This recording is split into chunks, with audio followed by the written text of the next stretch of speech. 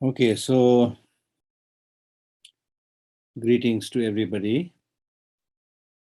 As we were discussing briefly last time, having just started the chapter on taking refuge, the chapter 3, and the last time we discussed that once you possess or once you have that Buddha lineage, then the proper process of engaging into the path is first taking refuge. In Buddhism, we talk about entering 3 doors. One, when you take refuge, you enter the door to become a Buddhist. When you cultivate bodhicitta, you enter the door to become a Mahayanist. And when you take initiation, you enter the door to undertake tantric practice. So these are the 3 doors that you must enter if you want to get qualified in these 3 levels of practices. Now, with regard to the process of taking refuge, it is a quite extensive and complex subject. But what is important to know, at least in the beginning stage, as I briefly mentioned earlier, is that taking refuge is not a unique Buddhist practice. We human beings, even I think animals, they have this tendency to take refuge in something when they are frightened, when their life is threatened. Either you'll take refuge in a cave, or when you're hungry, you take refuge in your lunch or dinner. When it's raining or it's very hot, you take refuge in umbrella. So that's why in ancient times there are also people who had prayed to a tree or a mountain. So taking that mountain, the tree is believed to be a place of some powerful spirit or God or something. And then they take refuge in the sun, take refuge in the moon.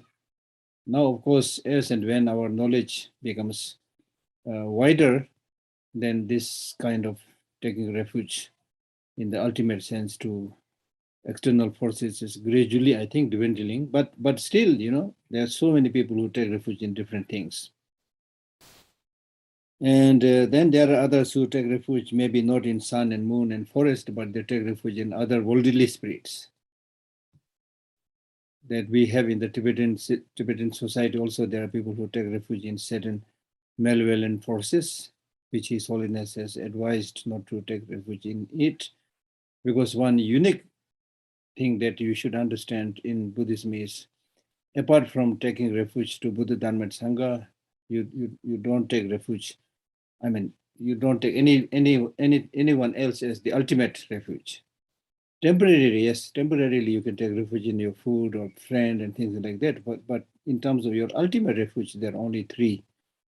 Now, ultimate refuge means that if you are a Buddhist and if your aim is to achieve liberation or Buddhahood, then in that process of practice and path, in that process of purification of your mind, the only object that can really help you is the Buddha, Dharma, and Sangha. So, roughly speaking, Buddha refers to the completely enlightened one. Of course, in the scriptures, you can study about the 5 forms of the Buddha, 3 forms of Buddha, 4 forms of Buddha, 4 kayas or 3 kayas, 5 kayas, and things like that. But they all basically can be included in the 2, which is called Dharmakaya and Rupakaya, the form body and the truth body. So the form body refers to the almost like the emanation body of the Buddha, which has a physical form, which you can see. Not everybody, but more purified, people with more purified mind can see that. Then there is the truth body, which refers to, which is also called as Dharmakaya, which refers to the emptiness nature of the mind. So from that, you will see that the object in which one takes refuge is basically, 2. One is called causal refuge, another is called resultant refuge. Causal refuge means like an external Buddha who gives the teaching and which helps you get liberated or achieve enlightenment. And the resultant refuge refers to, the practices that you do, and as a result of your practices and as a result of your purification, finally you yourself will become a Buddha. So that is the resultant refuge.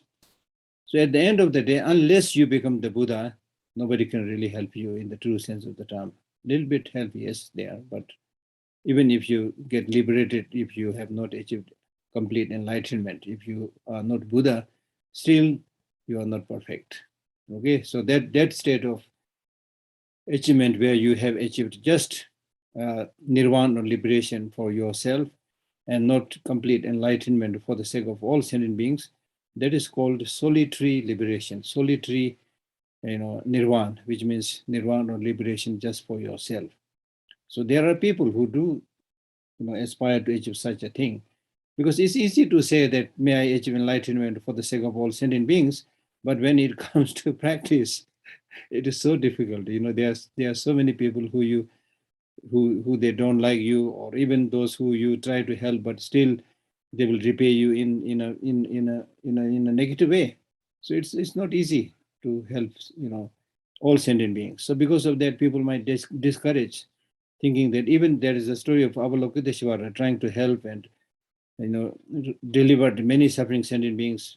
Next day he goes and finds the same amount of people, he liberates them. Next day again goes, he finds the same amount of people. So there is almost like endless sentient beings. And it's very difficult, you see, because our mind is completely, ordinary mind is completely infused with negative emotions. It's ready to flare out, as we are seeing right in this conflict that we are seeing around. It's basically all kind of motivated by negative emotions, not based on enlightenment. It is really like victory for oneself, defeat for others, or for one's ego, name, things like that. So that's human nature, not just 1 or 2%, but it's the difference is only whether you have the power or not and things like that. But basically we all have this negative tendency. And when it comes, that's why in the text it said, when it comes to doing something negative, it's really like a big boulder thrown down the steep slope of a mountain. You don't need any effort. It just goes down one after another. You are inventive, you are clever. I mean, look at the military uniforms, they are so smart, with the stars and have you seen a group of peace lovers who come with such smart dresses? No. Yeah. And then also in the country also there is a department for security or army and things like, but I don't think there is any department for peace and things like that in the government offices also. So all these things says a volume, says volumes. So this is our human tendency, and that's why Shantideva said, even though we want happiness, but because of ignorance, we destroy our own happiness as if it is our enemy. What we want is victory. What we want is peace. What we want is happiness. But because we go in the wrong way, thinking that everything will be in our way, in our thing, then it turns out, wrongly, because you did the wrong thing, right? So unfortunately, that is why there is every reason to cultivate more and more love and compassion to all people, the wrong doer and those who have been victim or whoever, because both are, one is actually suffering right now, another is creating suffering, which is also creating more problem for oneself and for many lives to come. So we are when we engage in this negative activities, influenced by negative emotions, we are really stuck in, difficult to get out quagmire. It's like that, unfortunately. So what we need is really, enlightenment, care and concern, and pray, and everything for everywhere, without any discrimination. And unfortunately, we have this tendency to take sides towards each other. We never see who is right, who is wrong, but we take sides, and then say, when it is your side, then you think whatever you are doing is right. When it's other side, then we think whatever they are doing is wrong. That's the problem. Even within country, we have such mental tendency. So it's not easy. It's not easy, but not easy doesn't mean you cannot do it. Not easy doesn't mean you should not do it. This is such an important thing. If we take just a little bit of common sense, we are on this earth for maximum 100 years, out of which most of us have spent our almost like 50% of our life already. Now maybe for many of us, it's just 20% or 30% remaining life. So enjoy their life, be happy, live harmoniously with others. Now ordinary people might say, yes, individually I want to do that, but the government is not letting us do that. The world is not letting us do that. We are surrounded by negative people, bad people, disturbing people, things like that's what we think. But in terms of your practice, whatever is happening, whatever is the situation, it's important to remain calm and happy, and wherever possible, help others, encourage them, not to just see the dark side all the time. It's important, you see. Dharma practice is needed at time of difficulty. Just like medicine is needed when we are sick. When we are healthy, we don't need medicine. We need medicine when we are sick. So similarly, Dharma practice is needed when there is problem, when there's conflict, when there's difficulty, right? So wherever there is an occasion, I think we should try to, talk about good things for harmony, for peace, long-term peace, and things like that. Okay, it might make some difference, at least for some people. Maybe not to a whole country or whole nation, but that's the way. So therefore, the main point is here, when we take refuge because we have a difficulty. So now in this case, when we say I take refuge to Buddha, Dharma, and Sangha, we are again saying I have a difficulty. So what is difficulty now? So that's very crucial to think. Now here the difficulty is the reason we take refuge to Buddha Dharma is not because we are shortage of money, not because we want to become popular and famous, not any other worldly or temporary reason. But the reason to take refuge in Buddha Dharma and Sangha is that not only me, but all sentient beings are having big problem, especially because of negative emotions.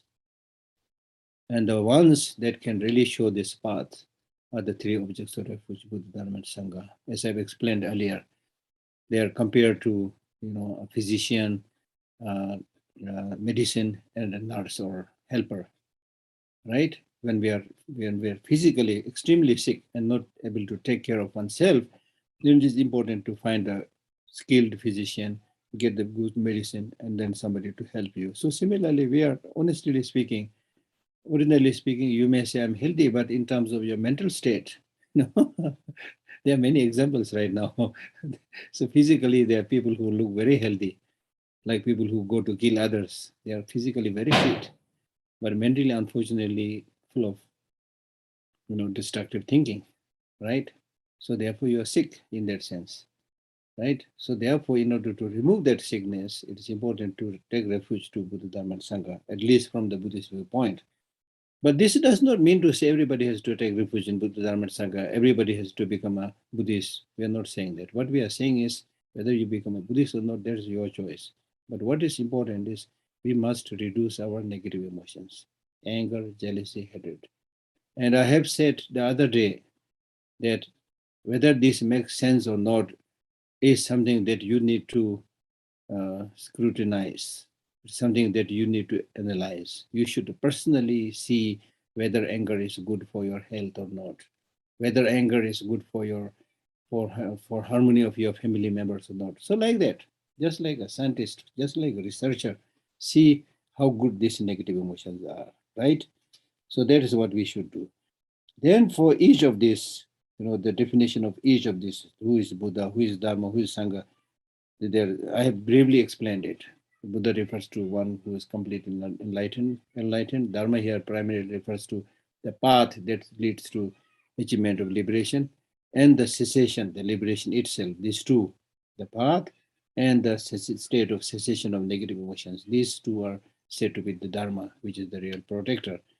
And then Sangha primarily refers to spiritual practitioners who have achieved the path of seeing, the Aryas, okay, not ordinary monks we call Sangha, but here in this case, when we talk about the Sangha, in the case of the three objects refuge, then the Sangha refers to those who have already achieved the path of seeing, okay. So for the time being, I think that this should be enough. Otherwise, it will take long time to finish this text. Hopefully, one day we'll finish this text. So I'm not going to read much. Otherwise, for all this, different types of the forms of the Buddha, different types of Dharma, different types of Sangha. There's lot to study, lot to learn. Okay.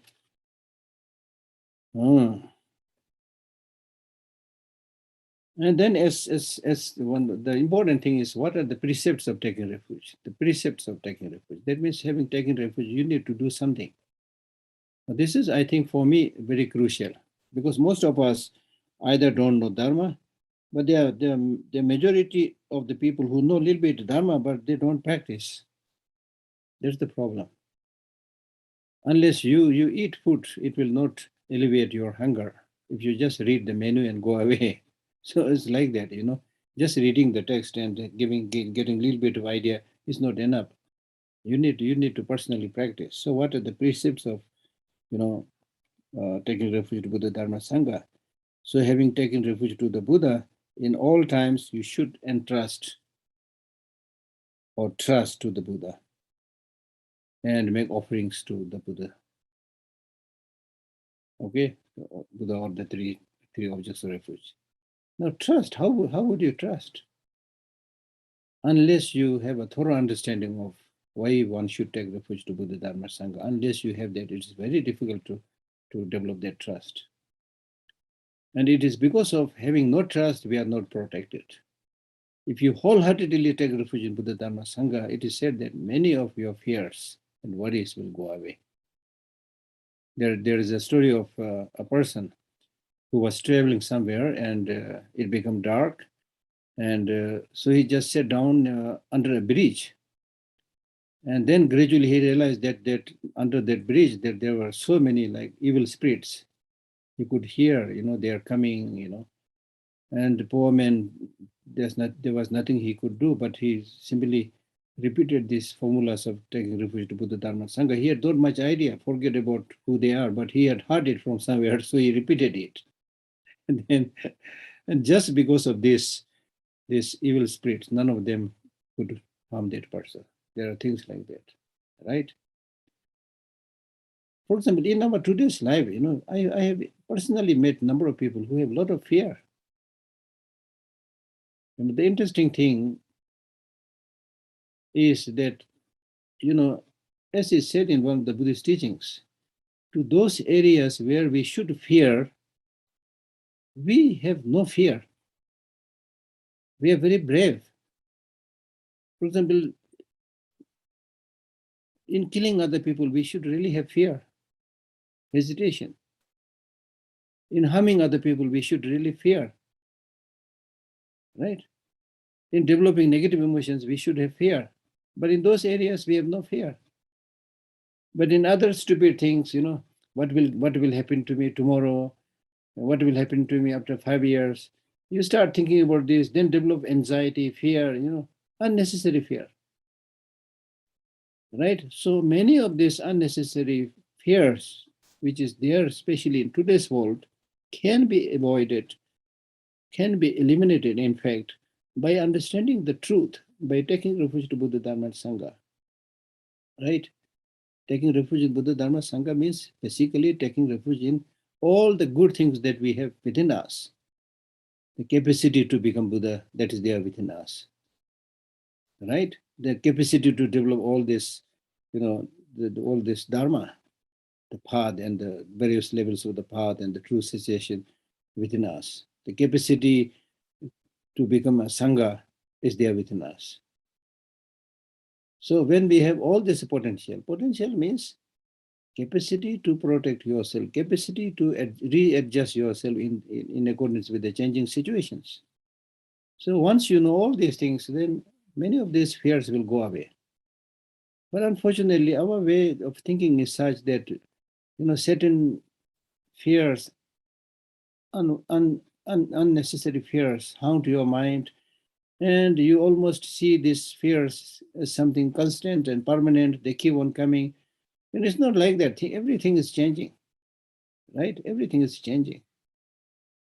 So many of these fears, worries, anxieties will go away if you genuinely take refuge to Buddha, Dharma, and Sangha. And if you genuinely take refuge to Buddha, Dharma, and Sangha,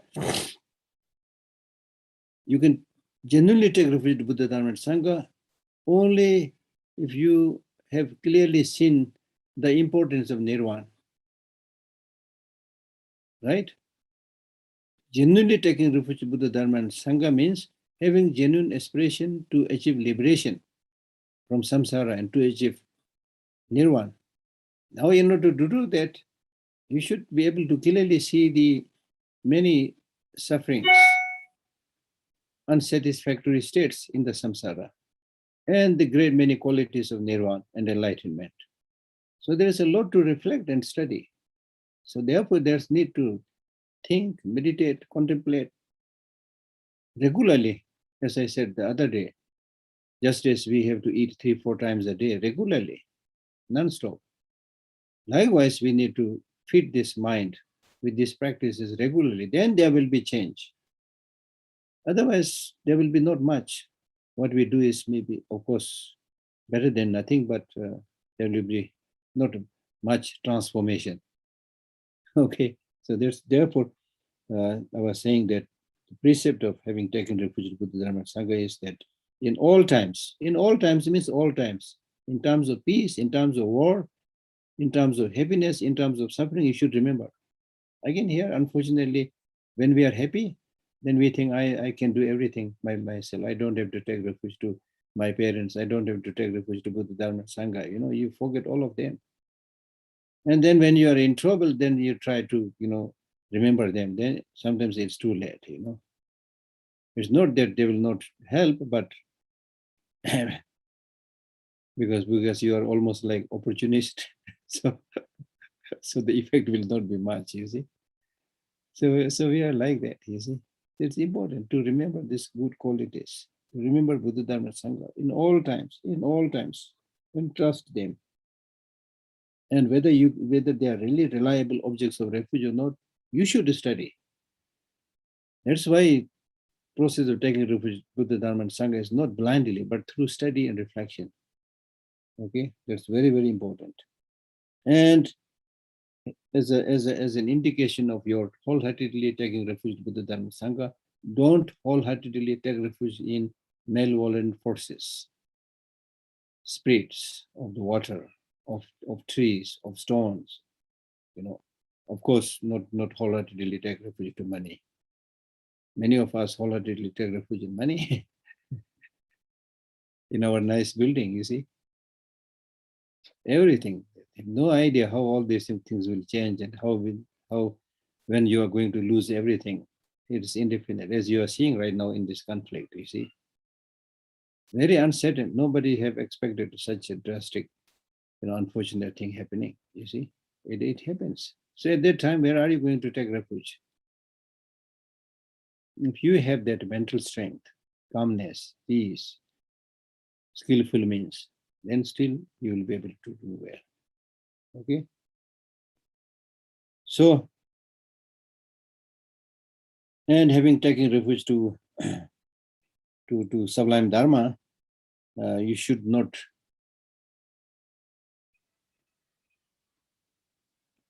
wholeheartedly trust people or friends who are against such practices.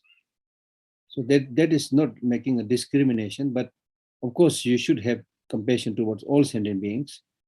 But because your focus is to associate with proper Sangha, the reason that you should always associate and trust the Sangha, the sublime Sangha, is so that you are not taken into the wrong direction by associating with the wrong people. We are ordinary people. We can easily be duped. We can easily be led into different direction with the lure of money, with the lure of prestige, things like that. We are very easily can be led into the wrong direction. Therefore, you should not take others as your Sangha who are against such practices. Okay? And then, especially by taking refuge to Dharma, we should refrain from harming others. That's very, very crucial. Because the foundation of Dharma, the Buddhist Dharma, is compassion. So with that foundation, how can you harm others? So compassion is the key towards all sentient beings, the wrongdoers, okay, and also people who are being wronged.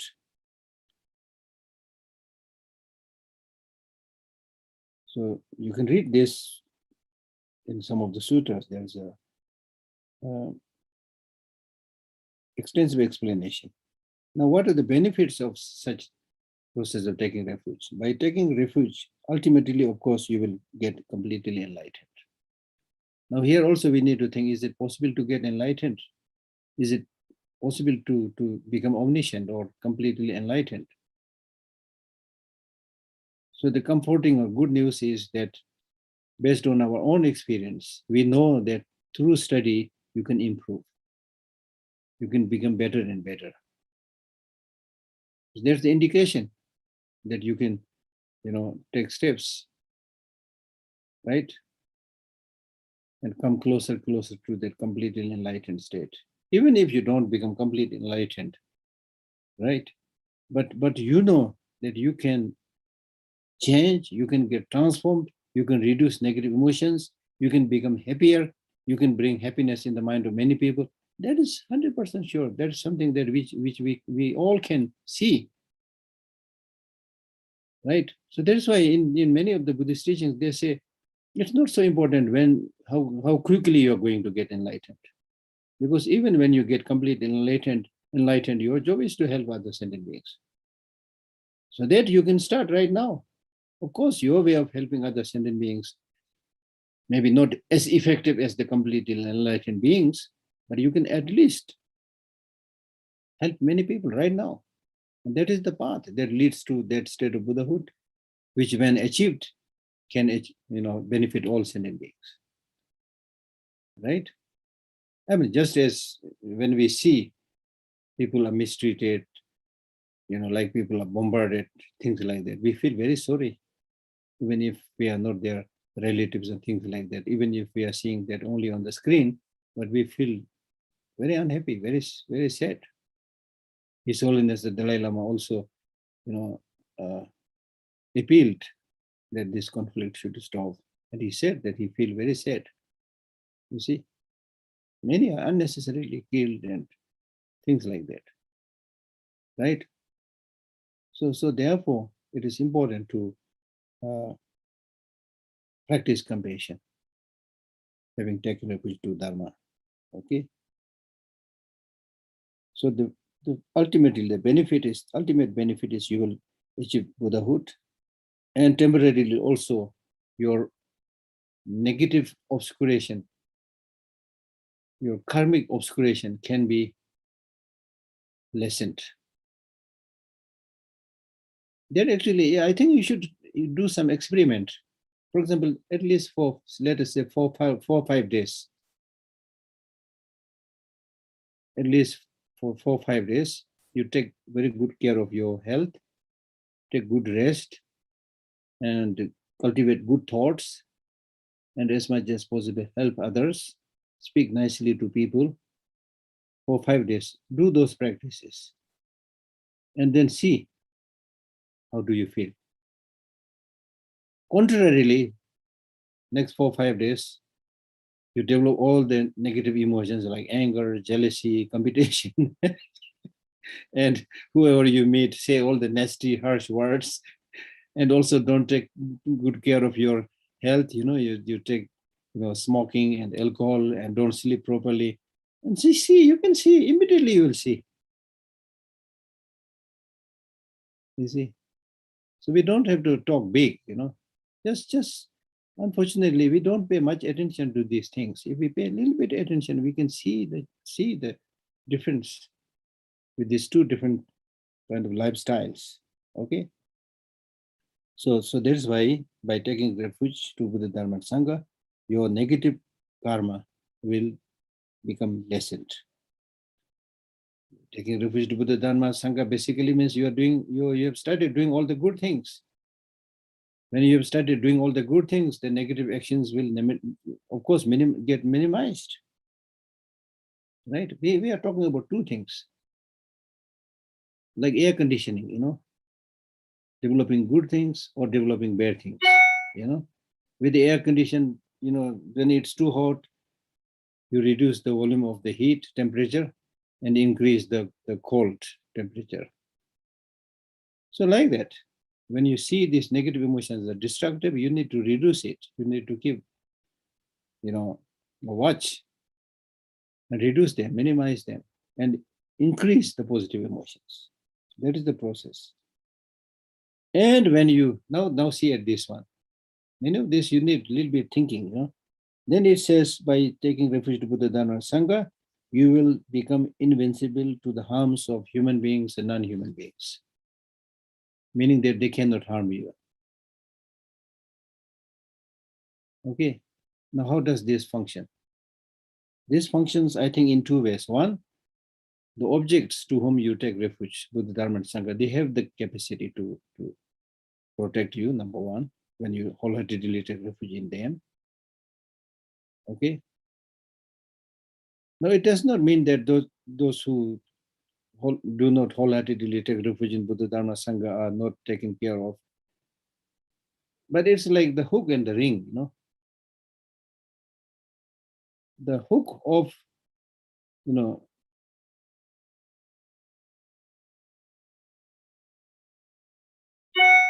the hook of compassion of the Buddhas are there all the time. But the ring, that is your mental preparedness, is not there. How can that hook of compassion can get into that ring, right? So therefore, it's not enough that on the side of the Buddha, there is this compassion. But on our side also, we should have that receptivity. So two must come together. So once you take refuge in Buddha, Dharma, Sangha, you will not be easily harmed by human beings and non-human beings. Now here one might say, I've been taking refuge, but I have been harmed there, here, things like that. As I said, taking refuge is not just repeating it by mouth. It's wholeheartedly taking refuge. When you wholeheartedly take refuge in something, at least in Tibetan society, there were many, many cases of people who took refuge in Buddha, Dharma, Sangha, even during war. And even that their body was, hit repeatedly by bullets of the gun.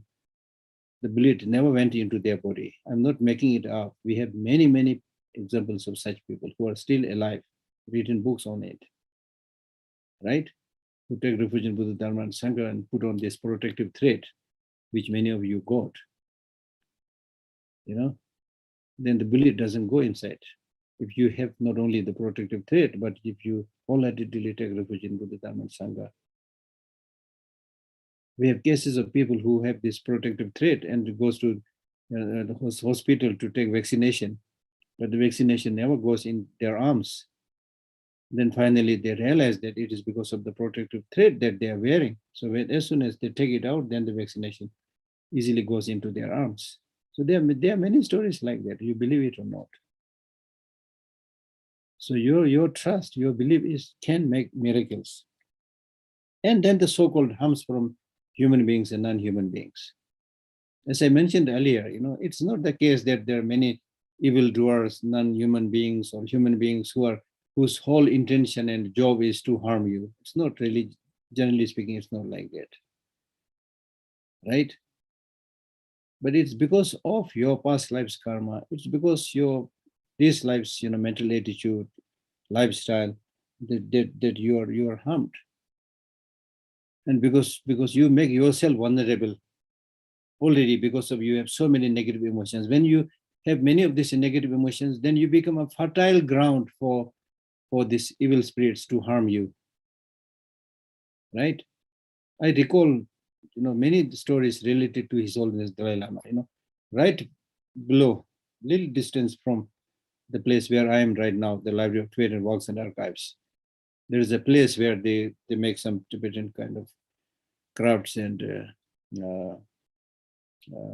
metals and things like that. So that small school, they had a lot of problems from some evil ghosts or things, spirits and things like that. So then they invited His Holiness Dalai Lama to that place. So His Holiness went there.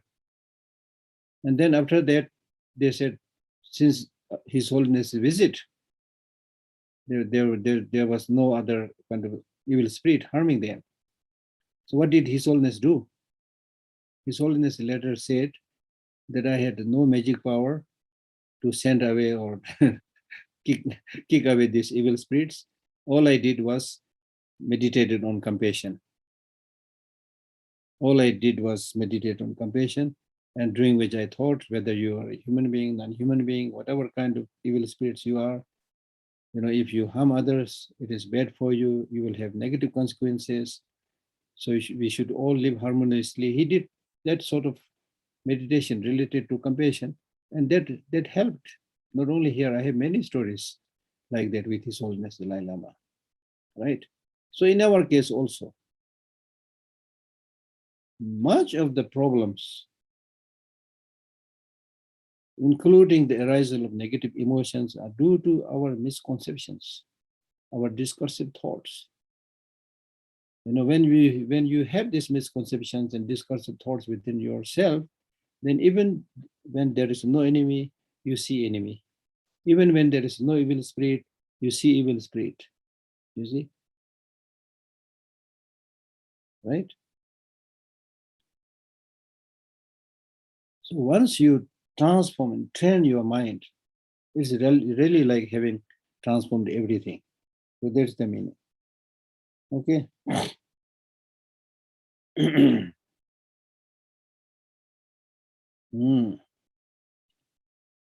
And then also, another benefit is for all lives, you will not be separated from Buddha, Dharma, and Sangha. So there are many, many benefits. Okay, now let us read the text. The first verse.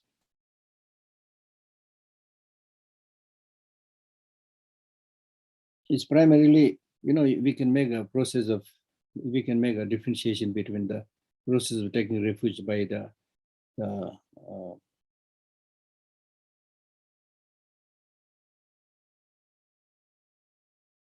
Mahayanas and those who follow the lower path. In the case of people who follow the lower path, they take refuge in Buddha, Dharma, Sangha just to achieve liberation for themselves. In the Mahayana case, you take refuge to help all sentient beings. So therefore, 4 special characteristics have been discussed in terms of the process of taking refuge, the Mahayana process of taking refuge. All engaging, that means it engages to all sentient beings and so forth. This will be explained later on in detail. Then in terms of your acceptance and promise, there is a difference. Then in terms of your realization, there is a difference, right? So, so in terms of object, the object is to help all sentient beings. In terms of its entity, you take refuge in the resultant objects of refuge. And then in terms of realization, the result is that you realize selflessness. And then the 4th is overpowering. That means in terms of its function, this process of Mahayana process of taking refuge overwhelms the worldly way of taking refuge, and also the process of taking refuge by the Sarvakas and Patigha Buddhas. So all engaging, acceptance, realization, and overpowering with these features of 4 ways of classification of aspects of meaning, it becomes a supreme yana, the Mahayana. And hence, those who truly go for refuge is said to be supreme among all those that have gone for refuge. So that is the best process of taking refuge. This will be explained in detail in the subsequent verses. What's number 2nd?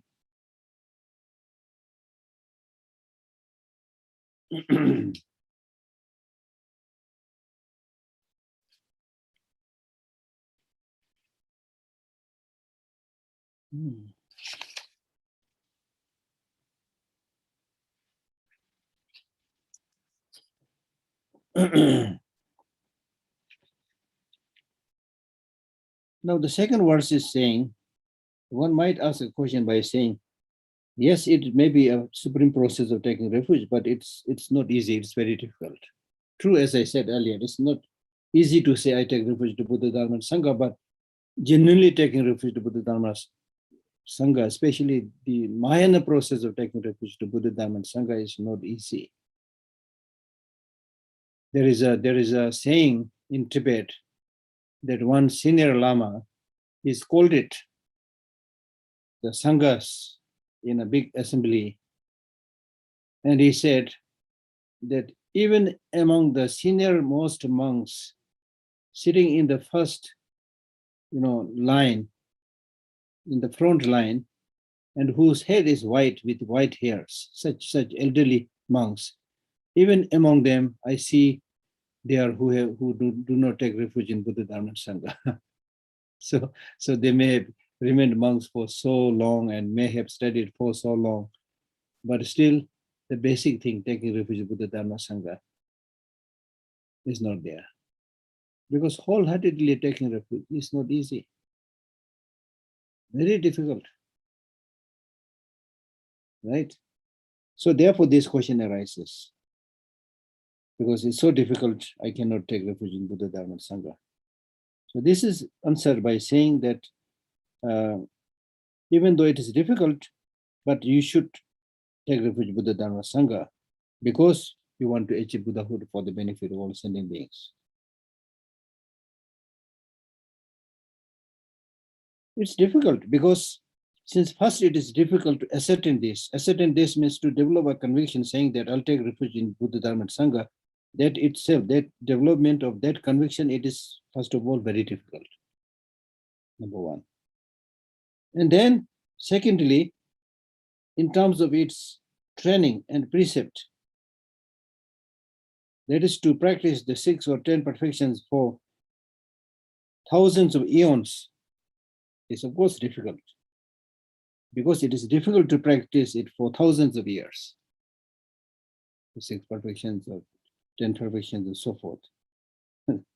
You have to practice it for thousands of years, meaning that you have to practice for a long time to become perfect. Right?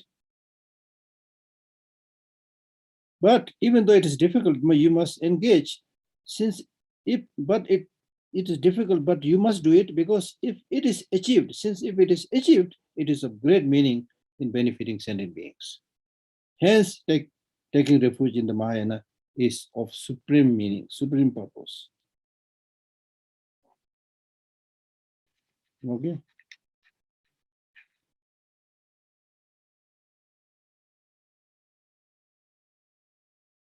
Verse number 3 is now going to explain the 4, features of the Mahayana process of taking refuge, which we read in the first verse. Now, in the case of all engaging in many ways. One is all engaging means engaging towards all sentient beings without any discrimination, because it is the job of a bodhisattva to make a promise to liberate all suffering sentient beings. So its object is all suffering sentient beings. One who has entered in liberating all sentient beings. First line. Then second, who possesses the skill in all engaging jnana. That means he is skilled in engaging in all the 3 jnanas, not just Mahayana, skilled in engaging in all the 3 jnanas, who possesses the skill in all engaging jnana. And the third is all engaging in terms of development of the primordial wisdom, because he is skilled in realizing both the 2 selflessnesses, and all engaging primordial wisdom. Primordial wisdom means primordial wisdom that realizes both the selflessness of person, selflessness of phenomena. And the fourth is all engaging in terms of transcendence of suffering, or nirvana. Now, in the practice of the Mahayana process of taking refuge, transcendence of suffering or nirvana is not just solitary nirvana, as I discussed earlier, but what we call as non-abiding nirvana.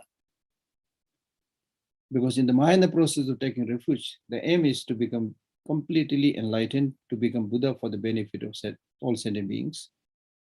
And that completely enlightened state or Buddhahood is a state where you don't abide both in samsara and also in nirvana. That's why it is called non-abiding nirvana. Ordinarily, either we remain in samsara, ordinary people like us, we remain in samsara. There's one extreme. Then those who aspire to achieve liberation just for themselves, they are also falling in one extreme. That is, they are satisfied only with their personal liberation and don't achieve enlightenment for all sentient beings. So therefore, in the process, Mahayana process of taking refuge, your aim is to achieve that non-abiding nirvana, which means you don't get stuck in samsara and also don't get stuck in the solitary peace or liberation just for oneself. Right? And this is a state where the samsara and the solitary peace and nirvana are seen as of equal test. And because of this is because of the proper development of both wisdom and compassion. Because of your proper development of compassion,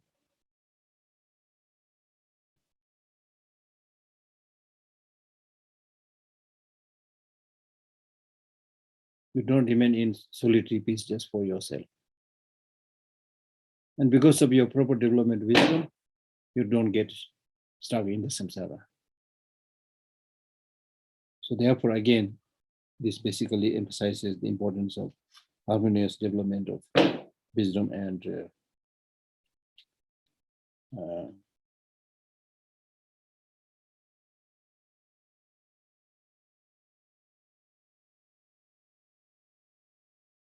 compassion.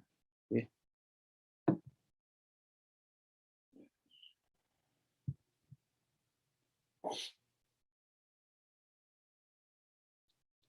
Okay.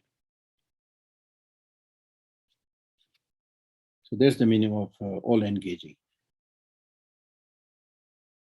Then in terms of its promise or acceptance, this is explained in two ways. The actual explanation and the explanation by examples. Now, in terms of the actual explanation, it has again some great features. The first feature is the feature of special prayer. In terms of the feature of the prayer, so I'm reading verse 3 now. One who has entered in liberating all sentient beings. So that means in terms of prayer, the Bodhisattvas are one who has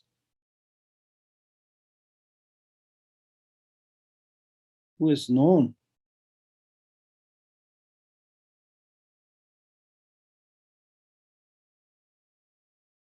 the qualities of the Buddha. Wait.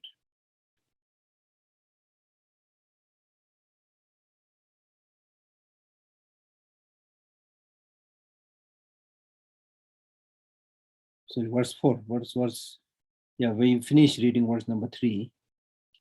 One who has entered in liberating all sentient beings, who possesses the skill in all engaging jnana and all engaging primordial wisdom, one who is of equal test of samsara and peace, yes, in the transcendence of suffering, that means liberation.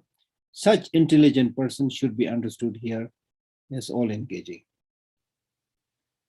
Now verse number 4.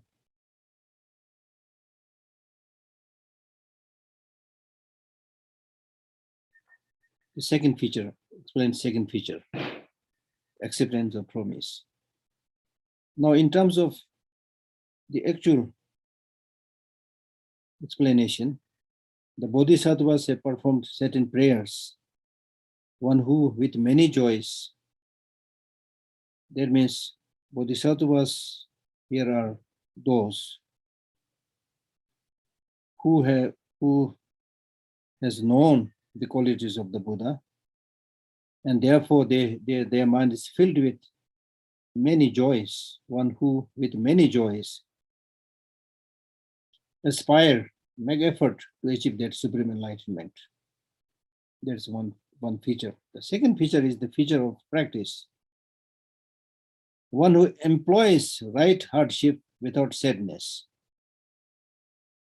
So in terms of the practice, the unique feature of practice is that they don't get saddened or discouraged when engaged in practice. This is also important. In our case, first few days we make a lot of effort, then we might get discouraged, right? So one who employs right hardship, correct effort, without sadness basically means without discouragement. And then as a result, the fruit that they achieve, what they achieve is one who thoroughly gets enlightened and becomes equal to all enlightened ones. So that means you also join the other crowds of the enlightened Buddhas. And when you become completely enlightened, you are equal to all other Buddhas in terms of your abandonment, in terms of your realization. So you have these three features.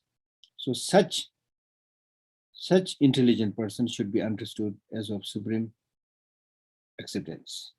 One who had met supreme acceptance or supreme promise, fulfillment of supreme promise.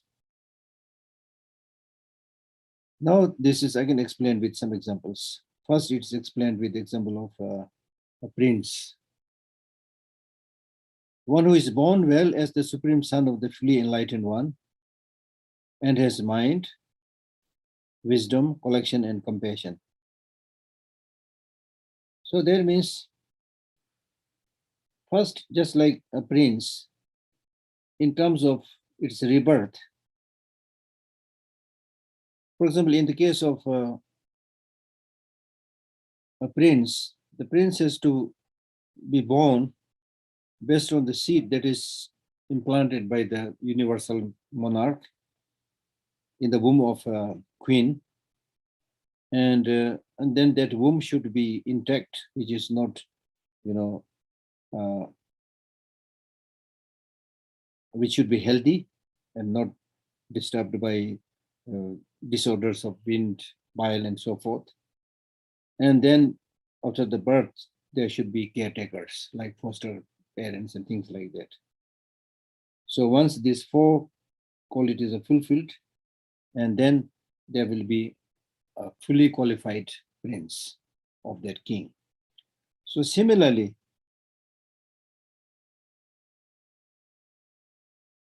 first you need this mind. One who is born well as the supreme son of the fully enlightened one, like the universal, like the prince, should also have the mind, that's the mind of bodhicitta, and the wisdom, which realizes the emptiness of all phenomena. Okay? And then he should have also collection. Collection means collection of merit and wisdom, which is not alloyed by stinginess and so forth.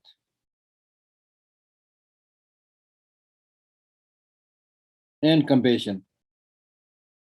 That means one should have this compassion towards all sentient beings, which distinguishes it from the lower vehicles, which is really like the foster mother. So when you have these four incomparable causes, which is not there in the Sarvakas and Patika Buddhas, and from there, then on the first ground, out of the 10 spiritual ground, on the first ground, and then you are born as the supreme spiritual son of the Buddha. Such intelligent person should be understood as of supreme promise or acceptance. Okay.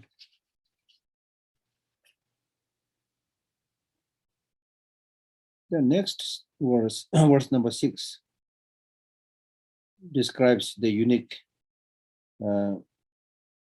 body of, first it takes the example of the body of that prince who is born healthy.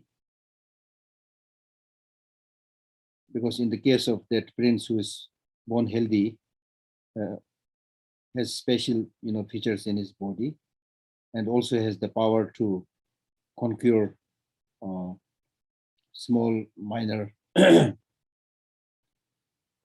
provinces around, and also can enjoy the luxury of the kingdom, and also has the wisdom and the knowledge of how to run the nation, run the country. So likewise, when you reach the eighth bhumi, eighth spiritual ground, the bodhisattva on the eighth spiritual ground, its body is adorned by multifarious signs. Okay.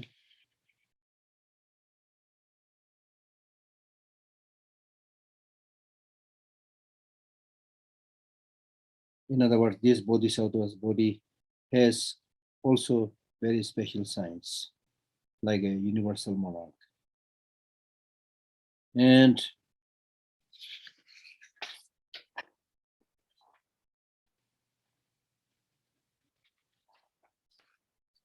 has actualized the power to measure all sentient beings.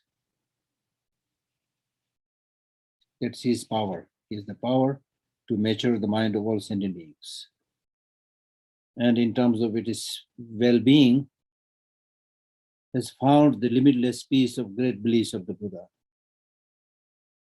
Because of having eliminated one of the two obscurations,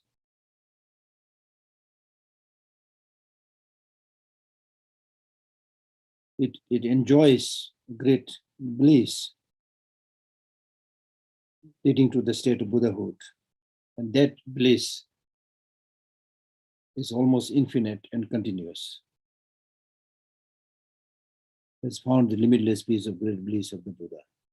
Knows how to arrange the great means to protect all sentient beings. That means he has also found the complete peace, which is the state of being free from suffering, and has the skillful means to protect all sentient beings from their suffering. So therefore, he is able to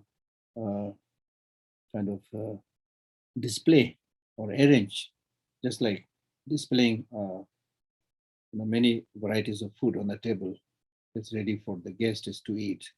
So similarly, through his many skillful ways, he's able to display that multifarious skillful means to help sentient beings with various dispositions, mental dispositions.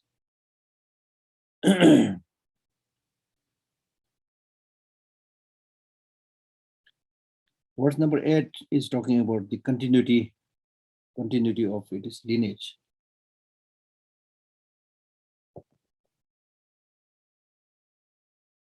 The power of great rays of light will be conferred by all the Buddhas that correctly possess all the control over Dharma. There will be proper cognizance of display of mandala of the Buddha retinues, and will endeavor to enact precepts to destroy and benefit. So that basically means, just as the prince, when it grows up, is empowered to look after the kingdom,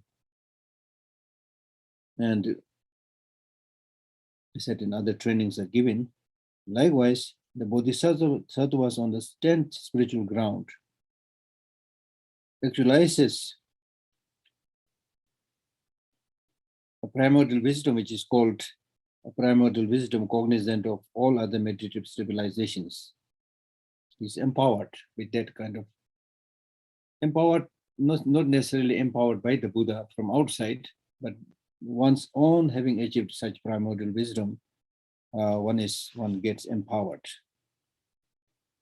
And as soon as one actualizes such a state, then it explains in detail, because it says the empowerment of great rays of light.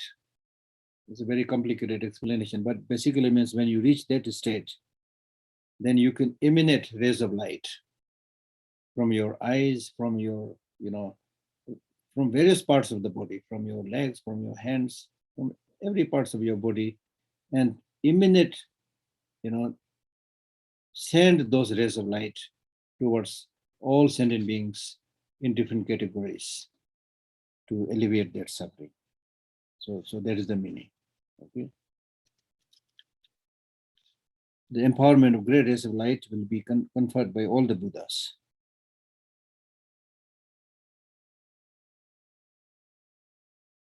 So it also means that when you are empowered, when you reach the 10th ground, just as Maitreya was empowered by the Buddha to be his regent.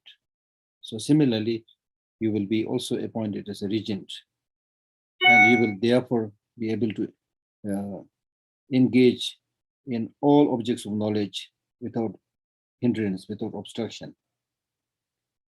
To correctly possess all the control over Dharma. That means you are master of all the teachings. And there will be proper cognizance of display of mandala of the Buddha readiness. That means even when you join the mandala of the Buddhas, enlightened beings, there also you will have the confidence and capacity to ask questions, get answers, and engage in active discussion, right? And will endeavor to enact precepts to destroy and to benefit. That means then you will make the effort. You have the power, and you make the effort to revert those who observe the precepts. Enact precepts means he will make new precepts to destroy those who are following the wrong path, who are violating the precepts. He will punish them, kind of. And then those who are practicing faithfully, he will try to help them, empower them, benefit them. That is the meaning. Okay. So I think we need to stop here.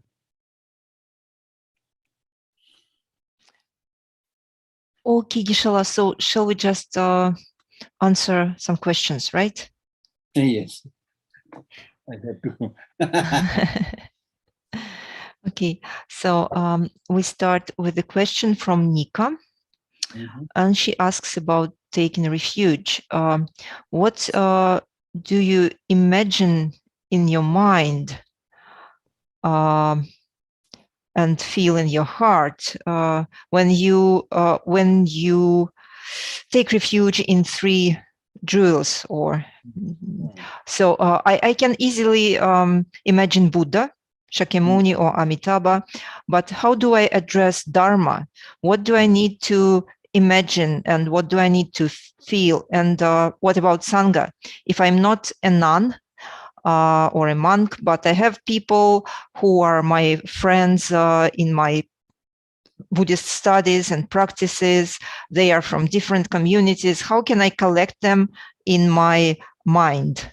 Well, as I mentioned earlier, here, when we say Buddha, Dharma, and Sangha, we are not talking about ordinary friends. Okay? It's good that you recall your friends, good friends, but not here when you take refuge. When you take refuge, then as you rightly mentioned, you need to remember the completely enlightened.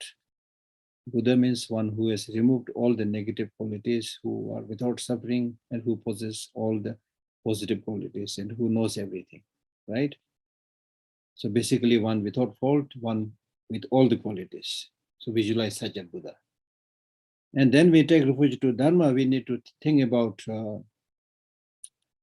a state of being free from all negative emotions, especially attachment. A supreme state of being free from negative emotions, especially attachment. So remember that and aspire to achieve that state. That is taking refuge to Dharma. And then Sangha should be visualized as the supreme of all the communities. There are many communities in ordinary level, right? But they are called the supreme community because, as I mentioned, that Sangha means one who has achieved the path of seeing. I do not know that has to be a monk. I don't think so. Even a layperson, even a layperson can achieve that state of having directly seen emptiness, who has seen path of seeing, right? So it can be both a layperson and also, Sangha. But the criteria, main criteria is somebody who has achieved the path of seeing. third path out of the 5 paths. One who has achieved the path of seeing can be visualized as the Sangha. Okay. Thank you, Geshe. And the next question is from Dinara. She asks, how can I develop and strengthen the faith? For example, sometimes in difficult situations, I try to read mantras or make offerings and other kind of practices that should help, but it doesn't help always. And at such moments, I just feel that my faith begins to become less. So, but when I say to myself that probably this is the reason of my bad karma, and I have many doubts, and so maybe the reason why my faith becomes less strong is just my doubts. Yeah. So faith, as I mentioned, faith should be not blind faith. Faith based on reason, knowledge. Now, the genuine faith based on reason and knowledge will not come, in a single meditation or in a short practice. It takes time. So that's why you are having this problem, you see. So at the end of the day, it's not just a recitation of mantra or blindly taking refuge in something else. Not that one. But understanding realization is important. For example, if you are having fear, you should question to what object I'm having this fear. Analyze the nature of that source of that fear. Then many a times when you really look to find out the source of that fear, then you don't find anybody to pinpoint, anything to pinpoint. Then the fear goes down, right? And then many a times the fear comes because of being unrealistic. For example, fear of death. Okay. Now, fear of death, in Buddhism also we talk about developing fear of death, but that is not the ordinary way of developing fear with the death. Ordinarily, when we develop fear of death, it means we fear because you are thinking, oh, my body will go out, my body will vanish. You have this attachment to the body, basically. And when you die, this body will, stop functioning. So you are having fear. That's not the right fear, right? Because even if your body doesn't continue, your mind continues. So it's really like changing clothes, as we say. So there's no reason to fear.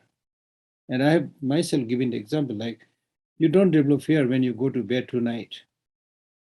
When you sleep, it's almost like being dead, but you don't develop fear. So it's only a question of getting habituated with certain practices. So you really need to scrutinize and find out what is the source of your fear. So many times you will find this unnecessary. And then the crucial point is how much benefit you are getting by developing this fear. Right?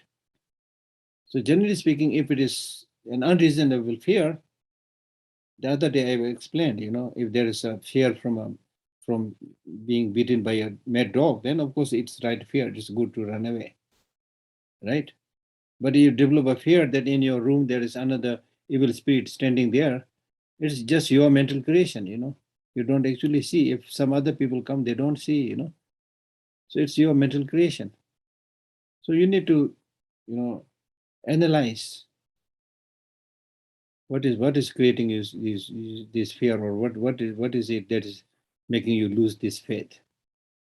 What other options are better options are there? If there is a better option, go for that. Okay, but there's no option in life unless you have some faith in something. There's not much then reason for living. You see, we live because of hope, because of faith in something. It may be temporary, it may be long term. You see, hope and faith must be realistic.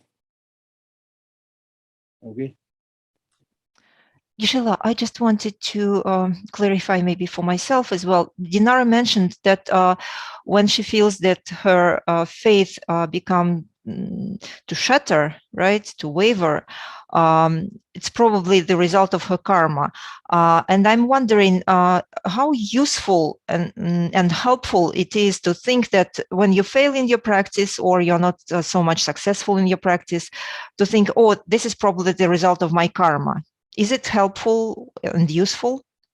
It is helpful if you think it in a optimistic way. Not helpful if you see it in a pessimistic way. It is my karma, so there's nothing I can do, I give up. If you think like that, then it's not helpful, of course, very harmful. But if you think, yes, I'm having problem because of my karma, but this doesn't mean I can't change, I can't improve. So in fact, this is an occasion to continuously develop that faith and purify the karma, you see. So that way, that hindrance itself becomes a facilitating factor for strengthening your faith. Okay. Thank you very much, Geshe. Dear friends, I just would like to remind you that you can send your questions to the chat, or for our English-speaking participants, you can raise your hand in the reactions. So please, you're welcome to ask questions, because I think that we still have some time, Geshe, right? Mm. Or otherwise, I understand that probably now it's not the best time, for questions for someone for some reason. So if so, maybe Geshe, we could just pause here with a short prayer and dedication. Okay. Yeah. And dedication, out of the 7 limb practice, dedication is one very, very important practice. Dedication is like depositing your money in the bank. Many countries, in many countries, even if you deposit your money in the bank, you may not get much interest, but at least, hopefully, these days things are changing, but hopefully there is some security in ordinary times, not during the conflict times. So hopefully, so therefore, when you dedicate it, then it is said that your good deeds will not be wasted, it will not be lost. So whenever you do something, even 10 minutes meditation, even 5 minutes having helped others, immediately after that you develop that, delight and joy, and then say, may this become a cause to become Buddha for the benefit of all sentient beings. So it's very, very important to do this dedication. Now, especially these days, unfortunately, the conflict that is happening between, happening basically in Ukraine, so many lives are lost, so many miseries, problems are there. So therefore, there's not much we can do, but we can clearly see the destructiveness of negative emotions, sufferings that is created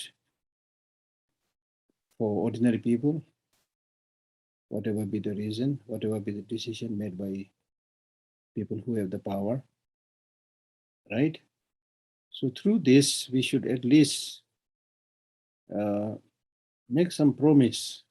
One is, you are clearly able to see now how destructive these weapons of mass destructions are, that if there is a possibility for all of us, or whenever there's a possibility, we should think about disarmament, globally destroying all these powerful destructive weapons. And once we are able to dismantle all these destructive weapons, then even if there is a fight, then the destruction will be limited. Now, with this very powerful collection of powerful weapons, especially nuclear weapons,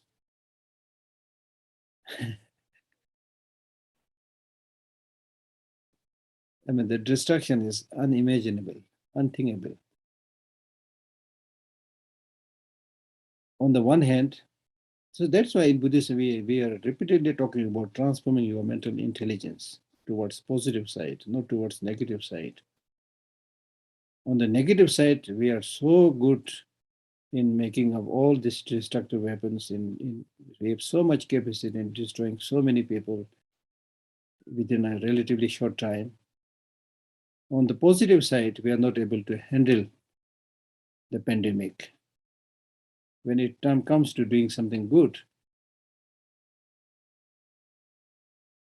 we fail miserably, unfortunately. Basic health infrastructures are not there in many so-called, even in so-called developed countries. We have seen this. I'm not exaggerating it. So therefore, even at our ordinary individual level, it is important, not to get discouraged.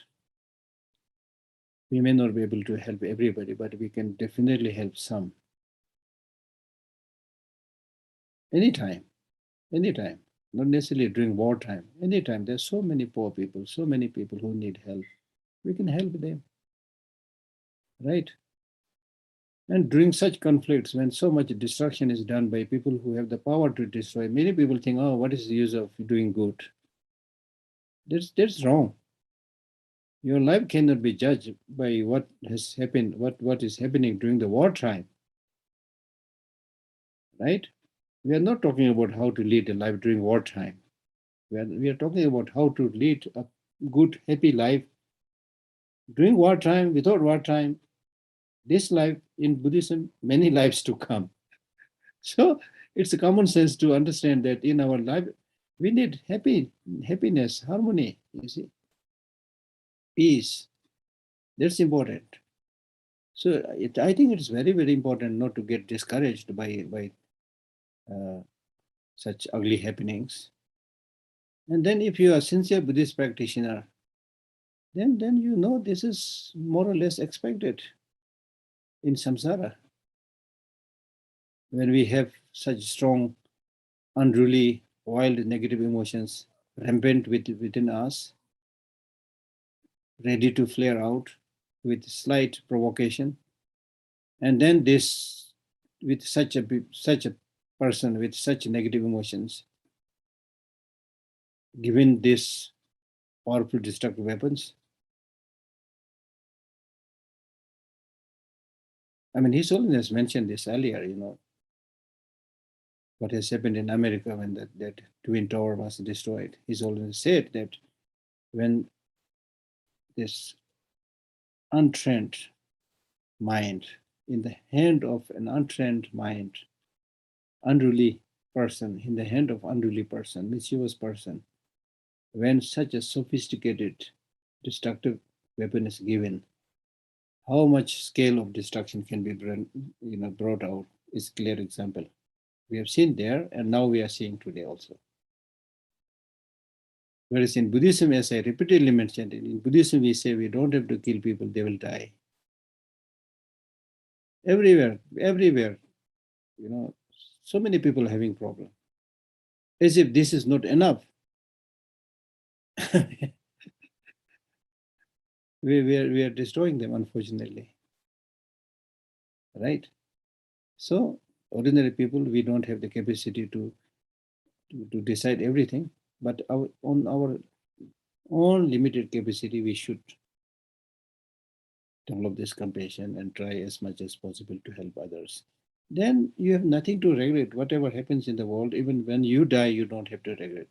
That is our preparation, right?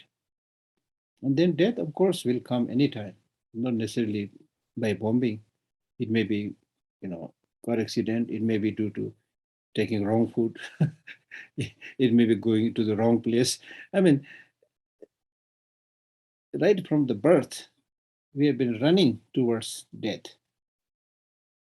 I think it's seventh Dalai Lama who wrote a beautiful prayer where he says,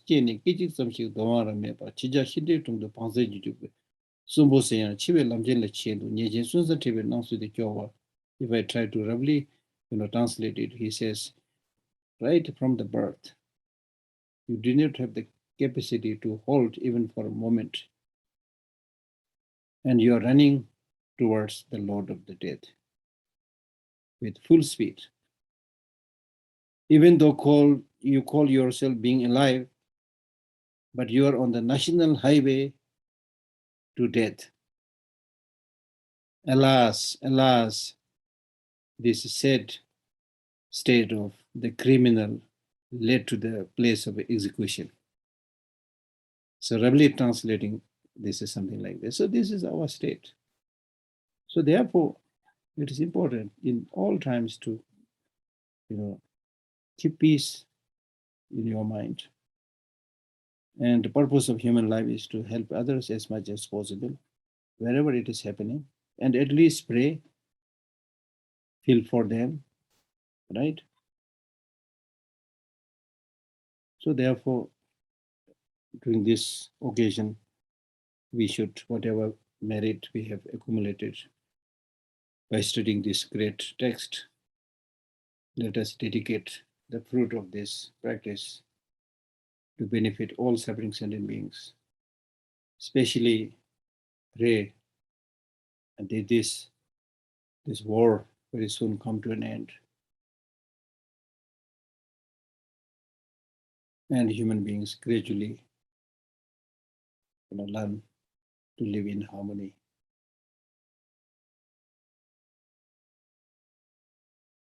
Okay. Thank you.